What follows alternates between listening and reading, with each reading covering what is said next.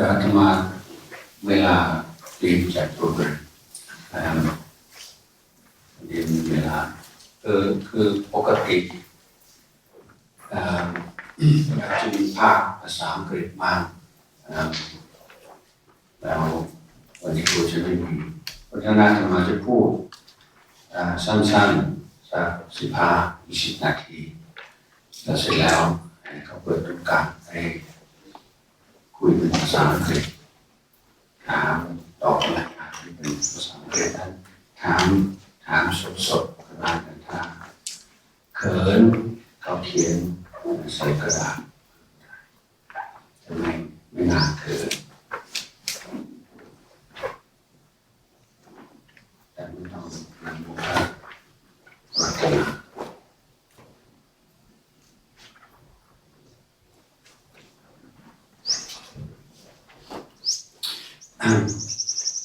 อันนี้จะพูดในประเด็นของคุณซึ่งเมื่อเช้านี้ก็ได้ส่งทางมาจากสิ่งเรื่องนี้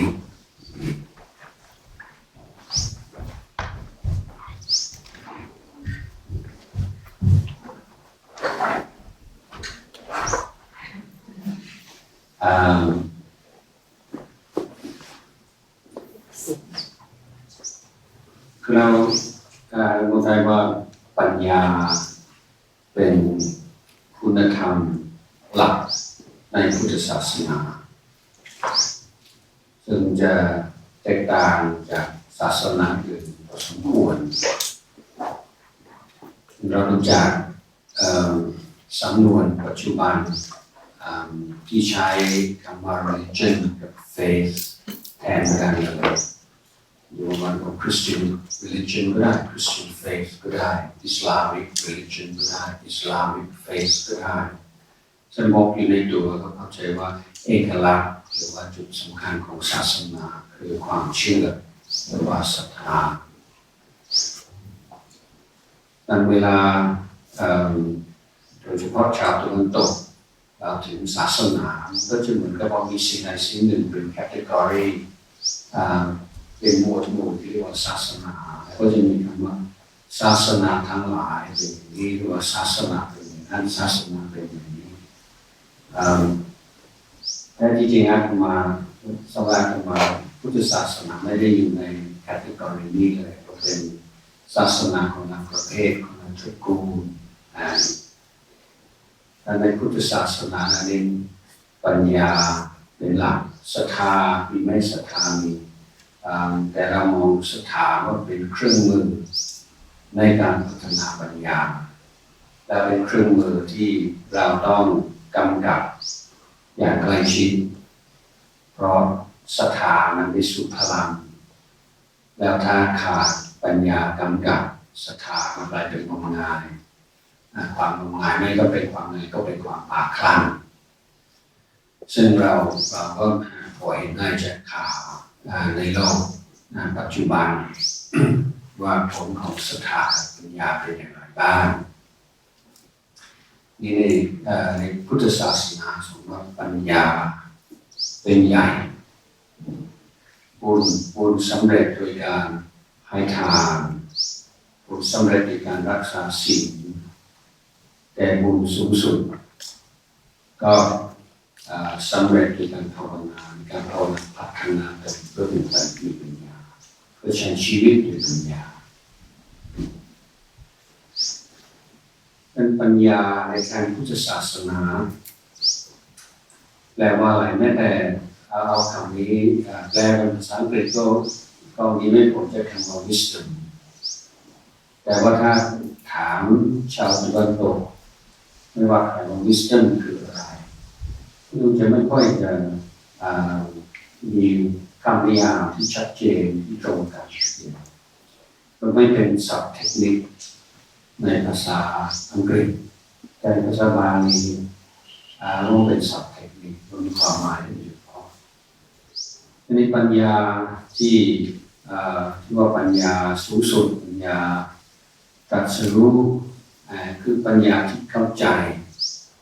ในเรื่อง ความเปลี่ยนแปลงของสิ่งทั้งหลายตามเหตุการณ์ปัจจัยโดยปกติคนเราผู้ที่ขาดการฝึกอบรมคือไม่มีปัญญาในความหมายของพุทธศาสนายอมมองกายมองใจว่าเป็นเราเป็นของเราเป็นสัญชาตญาณของสิ่งมีชีวิตว่าเป็นเราเป็นของเราแต่ความรู้สึกที่แรงที่สุดและเป็นศูนย์กลางของชีวิตของปุถุชนตั้งไว้บนฐานแห่งความเข้าใจผิดคือการไม่รู้ไม่เห็น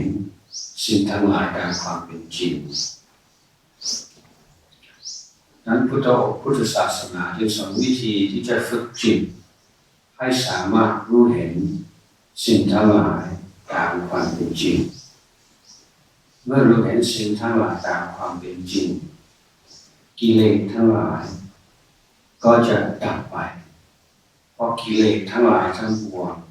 เกิดจากอวิชชาไม่รู้ไม่เข้าใจชีวิตและโลกตามความเป็นจริง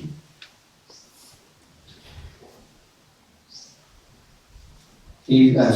ความจริงสัจธรรมข้อหนึ่งที่พระพุทธองค์ทรงค้นพบก็คือคุณงามความดีเกิดพร้อมกับวิชาความรู้ความเห็นที่สอดคล้องกับหลักความจริงความชั่วร้ายทั้งหลายขึ้นอยู่กับการไม่รู้ไม่เห็นสิ่งทั้งหลายตามความเป็นจริงดังนั้นเมื่อเราต้องการจะรู้ฝังคุณธรรมจะทำอย่างไรดีฝ่ายศาสนาจะใช้วิธีล่อด้วยรางวัลขู่โดยโทษถ้าเป็นคนดีอย่างนี้ตายแล้วจะถึงสวรรค์ถ้าไม่ทำแล้วตายแล้วตกนรกเอาสวรรค์เป็นเครื่องล่อให้ทำความดีให้นรกเป็นเครื่องขู่ให้กลัวไม่อยากทำความชั่วทางพุทธศาสนาที่เรามองอย่างไรเรื่องนี้เราก็มองว่าการรับจิตวิทยานี่ไม่ค่อยได้ผลเท่าที่ควรแต่เราก็วิพากษ์วิจารณ์ในวิธีเอาสวรรค์นรกเป็นเครื่องบังคับจิตใจคนแต่ไม่ได้ปฏิเสธสวรรค์นรกโดยสิ้นเชิงนะเราคือไม่ได้หมายถึงว่าสวรรค์นรกไม่ว่าอะไรครับเชื่อว่ามีเหมือนกัน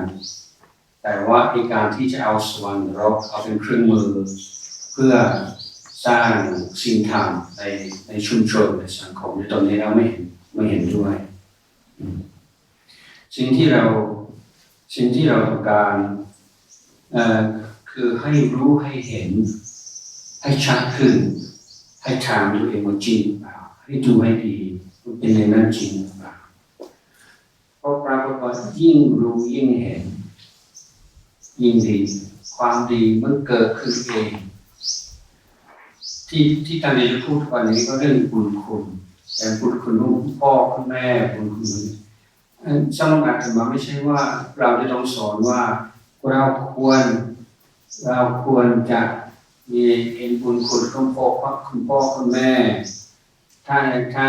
สำนึกในบุญคุณพ่อแม่เขาทิ้งเป็นคนดีถ้าไม่สำนึกในบุญคุณของพ่อแม่เป็นคนไม่ดีแค่นั้นไม่ใช่ว่าจะเอาบุญเอาบาปเอาศัพท์ที่มีน้ำหนักทางศาสนามาแบบบีบบังคับคนอันนี้เราพุทธองค์ไม่สอนแบบนั้นแค่พุทธองค์ให้สอนว่าดูชีวิตของเรามีอะไรบ้างไหมที่เราภาคภูมิใจเพื่อที่มีความหมายที่สุดในชีวิตลองถามดูเองก่อนอื่นเนี่ยต้องแน่นอนแล้วว่าตัวชีวิตใช่ไหมคนเราได้รักชีวิตตัวเองบางคนก็บอกว่าไม่กลัวตาย ว่าจะตายก็ได้แต่พอมันมีเรื่องอันตรายเกิดขึ้นอย่างฉับพลันทำให้หัวใจเต้นกระเบิดถ้าไม่กลัวเหงื่อแตกถ้าไม่กลัวตายคือเวลาไม่มีอะไรคุกคามมันพูดได้ว่าไม่กลัวตายแต่พอมันเจอสิ่งคุกคามจริงๆแล้วก็เปลี่ยนเพราะเป็นสัญชาตญาณของผู้มีชีวิตต้องรักชีวิตตัวเองและชีวิตนี้ในชาตินี้เกิดขึ้นจากอะไรก็ชีวิตปัจจุบันชาติปัจจุบันปัจจัยมี3 อย่างคือต้องมีพ่อมีแม่แสดงว่าถ้าเราจะมีทางกิฟต์ปันนี่ก็แต่ว่าต้องมีสเปิร์มต้องมีไข่อันนี้2 อย่างนี้ผ่านได้แต่จะมีอีกอันหนึ่งที่พระพุทธองค์ทรงค้นพบเปิดเผยว่าคันธพะผู้ที่จะเกิดแล้วถ้าจะใช้สำนวนชาวบ้านว่าวิญญาณถ้ามีสเปิร์มมีไข่ผสมกันสมบูรณ์ทั้ง2 อย่างแต่ว่าไม่มีผู้ที่จะเกิดไม่ผู้หญิงไม่ตั้งครรภ์เป็นไปไม่ได้แต่บางคนทำกิฟต์ไม่รู้กี่ครั้งก็ไม่ได้เพราะไม่มีผู้ที่จะมาเกิดยังไม่มีพร้อมที่จะมาเกิดดังนั้นคนเราเกิดเพราะอะไรไม่ใช่ว่าเกิดเพราะพ่อแม่อย่างเดียวเกิดเพราะเราเคยเกิดไม่รู้กี่ล้านครั้งในชาติปัจจุบันมาเกิดตรงนี้แล้วมันเกิดกับคุณพ่อคุณแม่คู่นี้เพราะมีความผูกพันจากอดีตแต่ในอันหนึ่งมีความดึงดูดมีอะไรสักอย่างที่เราประเมินไม่ได้แต่ไม่ใช่โดยบังเอิญที่เรามาเกิดตรงนี้โดยคุณพ่อคุณแม่คนนี้อันนี้คือหลักทางพุทธศาสนานั้นเหตุปัจจัยที่ทำให้เรามีชีวิตอยู่ตรงนี้ส่วนหนึ่งก็เราไม่สามารถจะดูได้เอาไปเรื่องอดีตแต่ในปัจจุบันก็มีคุณพ่อแม่แล้วแค่เรามีชีวิตรอดอยู่แม่ตั้งครรภ์แล้วไม่ทำแท้งคุณแม่ยอมทนความทรมานพอสมควรตลอด9 เดือนแค่นี้ก็เป็นบุญคุณที่ว่าตอบแทนยากมากแค่เรายังไม่เกิดทีนี้เราเกิดมาแล้วมันมีความแตกต่างจากสัตว์เดรัจฉานบางอย่างว่าสัตว์หลายประเภทอยู่กับพ่อแม่ไม่กี่ชั่วโมงไม่กี่วันก็เอาตัวรอดได้เพราะสิ่งมีชีวิตทั้งหลายใช้ชีวิตโดยสัญชาตญาณและสัญชาตญาณนี้ก็มีการฝึกมีการเรียนรู้นิดเดียวพอเอาตัวรอดได้แต่มนุษย์เราเกิดแล้วเนี่ยช่วยเหลือเองไม่ได้เกิดแล้วเนี่ยหลายปีนะถ้าไม่มีคุณพ่อคุณแม่ดูแลตายจริงมันไม่ใช่ว่าวัน2 วันแล้วกินได้แล้ววิ่งได้แล้วหากินได้แล้วดังเรามีชีวิตการที่เราเกิดเพราะว่ามีวิญญาณและชาติคนเลือกคุณพ่อคุณแม่คนนี้เลือกที่จะมาเกิดตรงนี้แล้วเมื่อเรามาอยู่ในท้องของคุณแม่แล้วอยู่ได้จนถึงวันคลอดเพราะคุณพ่อคุณแม่ดูแลให้ดีเกิดแล้วหลายปีถ้าไม่มีคุณพ่อคุณแม่แล้วตายนี่ผมเคยตามวงสนทนาเรื่องความพิการที่ร้ายแรงที่สุดอะไรคือความพิการที่ร้ายแรงที่สุดบทสรุปของเราก็คือการที่สื่อสารกับใครไม่ได้ก็ไม่ใช่ว่าขาแขนขาเมื่ออะไรนี้ก็พออยู่ได้แต่ถ้าสู่ว่าเราอยู่ในโลกที่เราสื่อสารกับใครไม่ได้ พูดกับใครไม่ได้แสดงความรู้สึกออกมาไม่ได้ฟังใครไม่รู้เรื่องมันจะเป็นยังไงจะอ่านอะไรจะศึกษาอะไรจะเรียนรู้อะไรก็ไม่ได้เพราะไม่มีภาษาจะใช้ขาดภาษาความสามารถในการใช้ภาษาในการรับฟังภาษาจะที่ว่าตกนรกเป็นเพราะฉะนั้นผู้ที่ให้ภาษาก็เราต้องมีบุญคุณอย่างยิ่งใครรู้ให้ภาษาเราทำให้เราพูดภาษาได้เราเรียกคำว่าภาษาแม่ก็ฟ้องไทยเลยเรามีคุณพ่อคุณแม่สอนให้เรารู้จักภาษาสอนให้เรารู้จักแสดงความรู้สึกสร้างเหตุปัจจัยให้เราได้เรียนรู้ให้ได้พัฒนาตัวเองญาติมาเคยอ่านบทความในบทสัมภาษณ์ผู้ที่ได้รับรางวัลโนเบลหลายท่านก็มีคำถามว่ารู้สึกยังไงเมื่อได้ข่าวว่าได้รับรางวัลหลายคนบอกว่าเขินนึกว่าละอายว่าเขินทำไมก็วันหนึ่งก็เดินกลับจากแลบกำลังขึ้นรถเมล์กำลังอาบน้ำอะไรมันก็มีภาพนิดขึ้นอยู่ในสมองไม่รู้มาจากไหนขึ้นเองแต่ก็รีบไปจดอันนั้นคือเหตุที่เราได้รับรางวัลคือมีเหตุปัจจัยหลายอย่างมันถึงจุดสุกงอมพร้อมมันก็เกิดความคิดขึ้นมาแต่ว่าผู้ที่เป็นจะเป็นนักวิทยาศาสตร์เขาไม่รู้สึกว่าเขาเป็นเจ้าของความคิดคือไม่ได้บังคับให้ความคิดเกิดขึ้นแต่เขาเป็นผู้ที่สร้างเหตุปัจจัยและก็อยู่ในสิ่งต่างๆที่เอื้อให้ความคิดนั้นเกิดขึ้นได้ถ้าเราดูชีวิตของเราทุกสิ่งทุกอย่างมันจะอยู่ในลักษณะเป็นกระแสในกระแสประกอบด้วยเหตุปัจจัยหลากหลายเหลือเกินตั้งแต่เหตุปัจจัยที่สร้างมาเมื่อกี้นี้เมื่อเช้านี้เมื่อวานนี้ชาติก่อนมีเหตุปัจจัยที่เรารับมาจากสิ่งแวดล้อมเป็นต้นดังนั้นเมื่อเราประสบความสำเร็จในสิ่งใดสิ่งหนึ่งเราก็หยุดถามตัวเองว่าอะไรเป็นเหตุเป็นปัจจัยให้สิ่งที่ดีที่เราภาคภูมิใจสิ่งที่มีคุณค่ามีประโยชน์เกินมันมีอะไรบ้างที่ทำให้สิ่งนี้เกิดขึ้นยิ่งคิดส่วนที่เป็นส่วนตัวเราจะลดน้อยลงไปเรื่อยๆเพราะว่าจะเห็นที่ได้นี่เพราะมีครูบาอาจารย์ที่ดีเพราะไปโรงเรียนที่ดีหรือในจนกระทั่งว่าในเรื่องการพัฒนาการของสมอง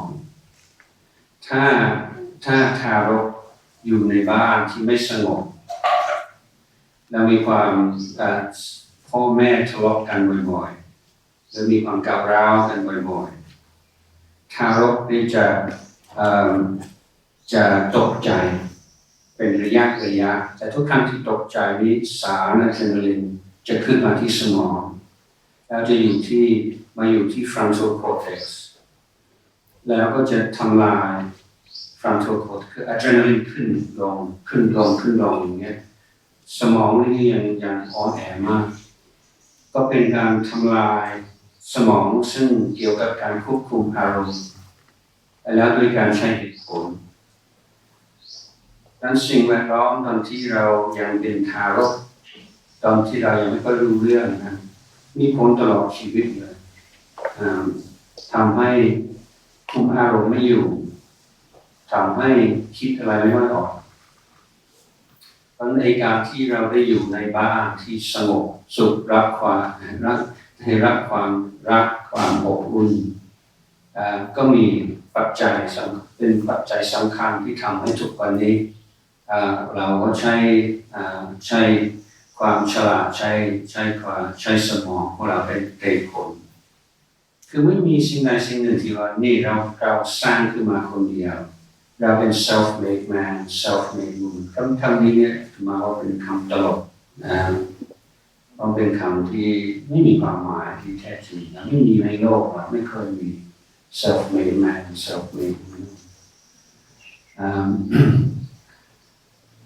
สิ่งที่อยากจะพูดคือวันนี้เวลาสั้นมากก็คือไม่มีสิ่งใดที่หนึ่งที่เกิดเพราะเราคนเดียวจริงหรือเปล่าแล้วพิจารณาในข้อนี้เห็นความสลับซับซ้อนของเหตุปัจจัยที่ทำให้สิ่งใดสิ่งหนึ่งเกิดขึ้นได้ก็ทำให้เราถ้าเป็นในสิ่งที่ดีงามทำให้เราเกิดความรู้สึกซาบซึ้งในบุญคุณสำหรับธรรมะความกตัญญูกตเวทีไม่ใช่คุณธรรมที่ต้องพยายามสอนให้ทุกคนต้องมีแต่บอกว่าให้ดูชีวิตให้ดูความเปลี่ยนแปลงในชีวิตให้ดูความเจริญในชีวิตให้ดูความเกิดขึ้นของสิ่งที่มีคุณค่าในชีวิตแล้วธรรมะเกิดจากอะไรบ้างเจอกับใครบ้างพอรู้พอเห็นความจริงความรู้สึกที่ดีงามก็ทำมา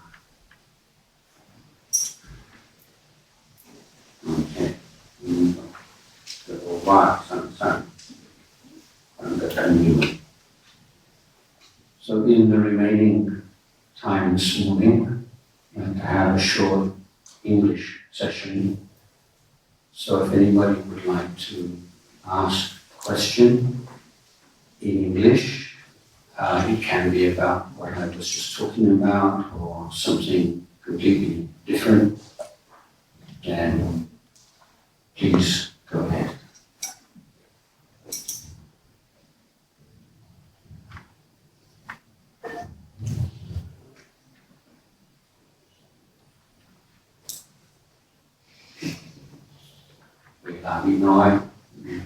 Right. Okay, this is the microphone.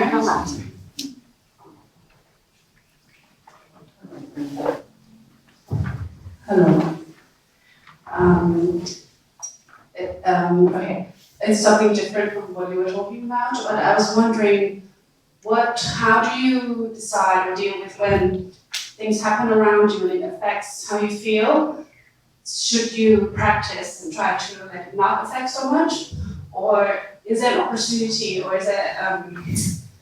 a situation that you can try to tell a person around you that in a nicest way and calm as possible, but like perhaps if they adjust something, it would make the relationship better or something? Or is it always about you trying to deal with your own emotions? That's a good question, and one of the points I've made before is that although we refer to Buddhist teachings these days as Buddhism, or we talk about the Dhamma, but in Buddhist time it was referred to as the Dhamma Vinaya.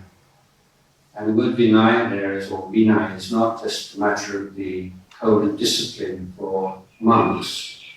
but it refers to all of the ways that you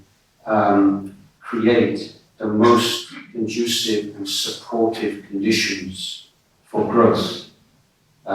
or for a healthy family, or a healthy community, or a healthy society.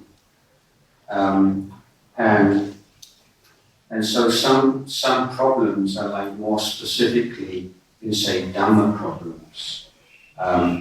For instance, you just have an irrational dislike of somebody,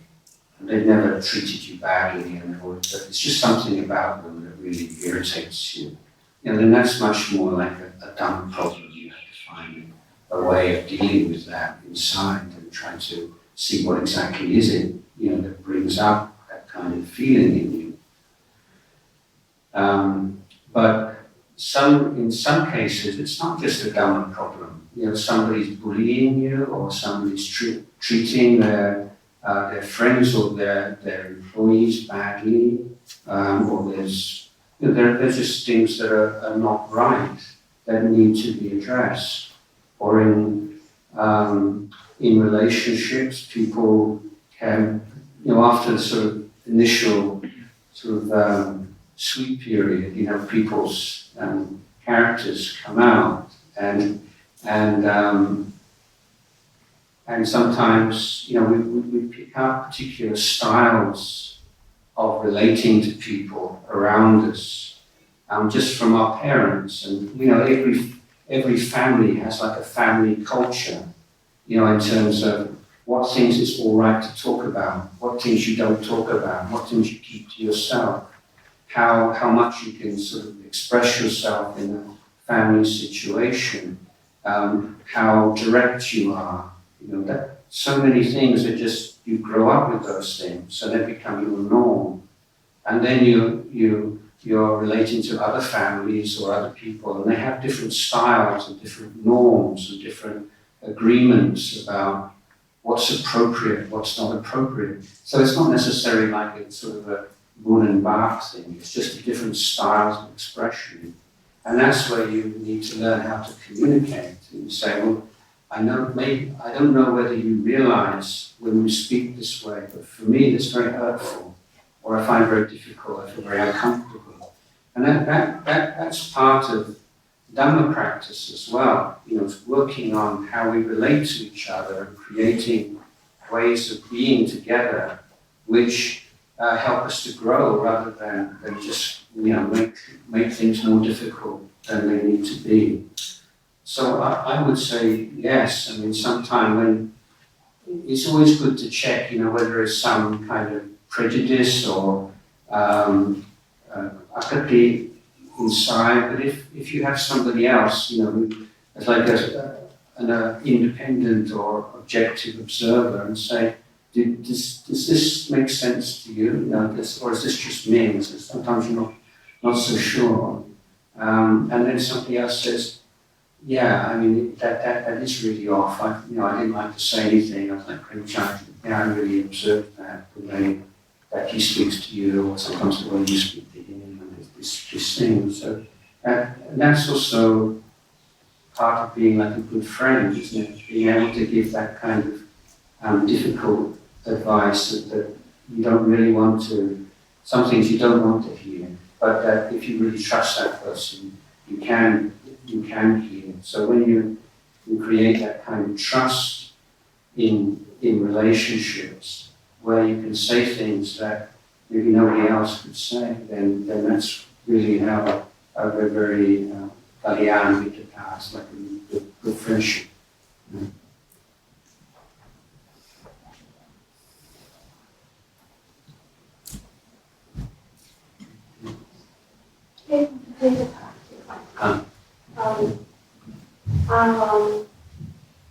I just got my son 5 years old on Buddhism, so the little children have very low concentration. So, I try to really support him. Is there any other ways that I can interest him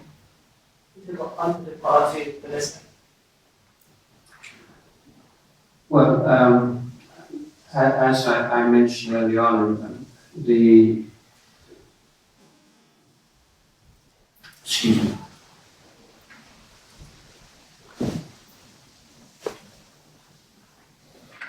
The key teachings of the Buddha are not about things that you have like a choice, just believe this and be a Buddhist or don't believe it.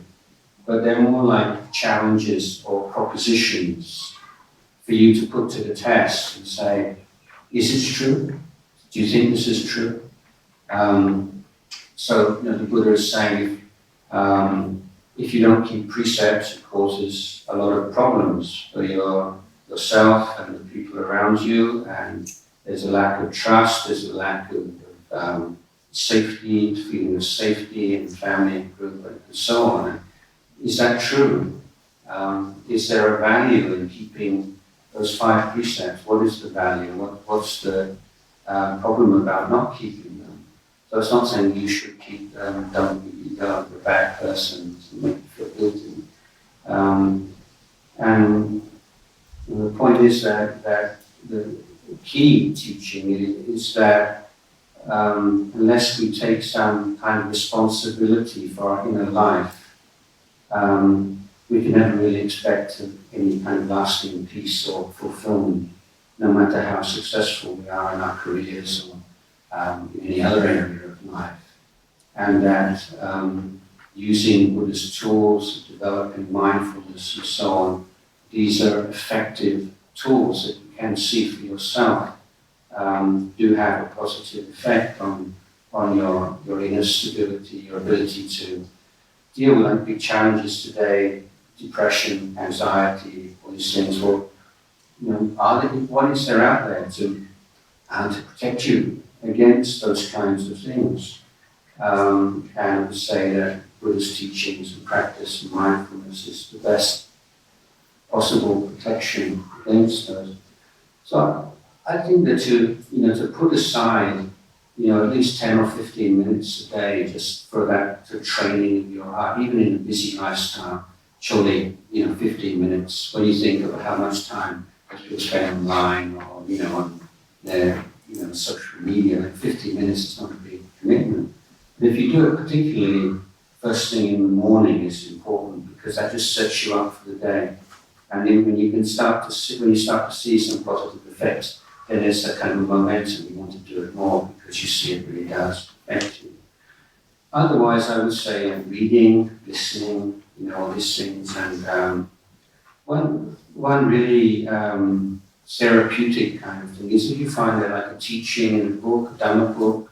that you really like, just get a piece of paper and a pen and just write it out very slowly, beautiful handwriting.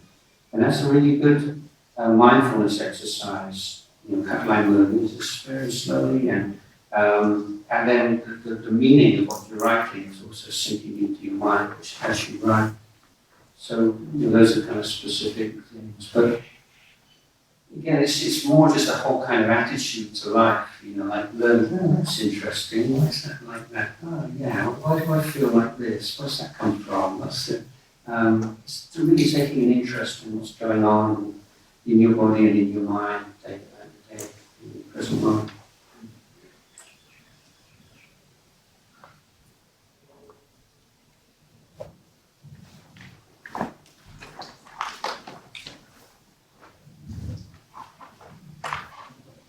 How do you balance modern world views and beliefs in Buddhism? Because I know a lot of, especially on the topic of things like abortion, because a lot of Buddhists believe that it's bad to kill, a life. Whereas modern day youth are more pro-life.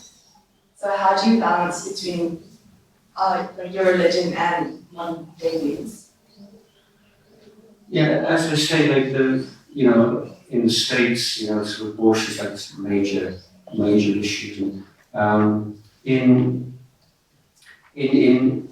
my understanding and from what the Buddha discovered and released, that life begins with conception. So in that sense, there would be a correlation to sort of a more conservative Christian Islamic viewpoint in terms of when life begins. But there's not any kind of hard and fast thing that there's should and shouldn't and heaven and hell, these kind of things. But what the Buddha is saying is that you should try to take complete responsibility for your actions. So although life might begin at conception, there's obviously a huge difference between a life of a few days or a couple of weeks and a baby's 6, 7, 8 months-year-old child in a mother's womb. Not just sort of saying that it's all one and the same thing because they're all life. And so what the Buddha says is, when you make a decision, then put yourself into the best possible space to make that decision. Don't make hasty decisions, emotional decisions, and really look into things and all the people who are involved. And one of the things that you need to bear in mind is that if you were, for instance, someone to have an abortion, that is taking life, and there is karma created. But if you say, all right, I'm willing to take that karma on, I weighed up all the different possibilities down, and I'm willing to take, well, that's your choice, that's your personal choice. But you really need to look at it from every point of view. So the more mindful you are, the more stable your mind is, the more you're willing to look into all the different causes and conditions and things that are involved in that, then the better decision you will make. So rather than saying, don't do this at any cost, the Buddha is saying, if you do this, there are karmic consequences. So you should really give it some really strong thought. From the point of a Buddhist monk, if a Buddhist monk was to advise a woman to have an abortion, and that she did so, having received that advice, then the monk would be expelled from monastic order because he would be considered guilty of killing. So it depends, who you are and what your role in the matter would be. So I think in the abortion debate in the States is that, like it's taken as well, if you accept that life begins at conception, therefore you should be, therefore abortion is murder, and using all these kind of really emotional words. Whereas women or those who are in favour of abortion at some stage will say, well, it's not really a life until 3 months or 6 months or whatever. So the question is whether the debates seem to centre about whether or not there's a life involved. Whereas in Buddhism, we're saying, well, as the mother, what's the decision that you're going to make, and what are the criteria that you make this decision based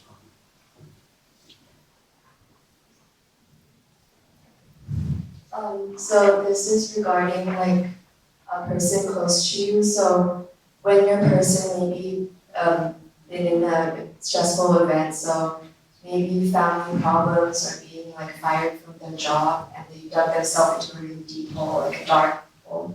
How can we help them, like also using Buddhist teaching to help them come back up and pick themselves back up?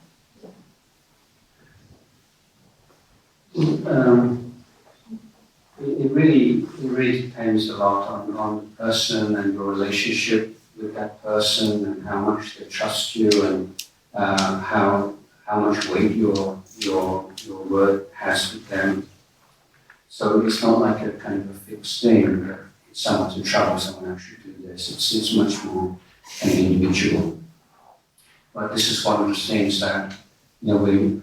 take as ideals and trying to develop the qualities of being a good friend. So it's the ideal kind of society in Buddhism. It's like a society of good friends, people who support each other and help. So in some cases, like Theravada Buddhism, this kind of Buddhism is very kind of taking responsibility for your own actions, training yourself, developing yourself, being your own refuge. So there's that whole side of it, but it's balanced with this sense of we all need support and to have good friends and to try to be a good friend. So when you have someone that's your friend, and you're trying to find in this particular person what's the best way to talk to them, what's the best way to support them. And some people, maybe you give them a bit of a pep talk, and you try and cheer them up, and maybe some people really respond to that. Other people just say, I heard all that before, just shut up, it's just all cliches, because there are only so many kind of holes that people can fall into, and there's only so many things that you can say, really, and you end up with saying things that have been said so many times before, and you kind of feel kind of not exactly fake, but it's like there must be something else I could do or could say. But mostly it's just a matter of being there and knowing that you're there for that person, whether they're going up or going down. And that sort of steadiness of friendship. And some people, again, it's a matter of having that kind of skill in assessing where people are at. And sometimes people just need to be pushed a little bit, because when you get into a bad situation, often people just want to kind of wallow in it and just full of self-pity and just making things worse for themselves than they need to be. Sometimes, so someone's getting very depressed, and the most important things are like physical exercise, getting out of your room, getting out into nature, exercise. It's exactly what people are depressed don't want to do. But that's really important. Doing things for other people. Because people are depressed and upset with their problems, it's so self-obsessed. You go out and do something kind for somebody. And go and buy lunch for all the kids in a school for the blind, a school for the deaf. Do something which is like good and has like immediate results that you can see when you do it. Like you just feel really good doing something. Or sometimes just practical things like redecorating your room, like repainting your room, just sort of changing the feeling, changing the atmosphere. So there's all kinds of things. It really depends on that person and their personality and how much what you say will affect them. But that's, I think, really good to try to develop those kind of skills within yourself, so that you do feel, it's not just that I want to help people, but I have the ability to do that as well. And if it's not you personally being able to put people in touch with people who can help, or giving people links to websites and things like that, simple things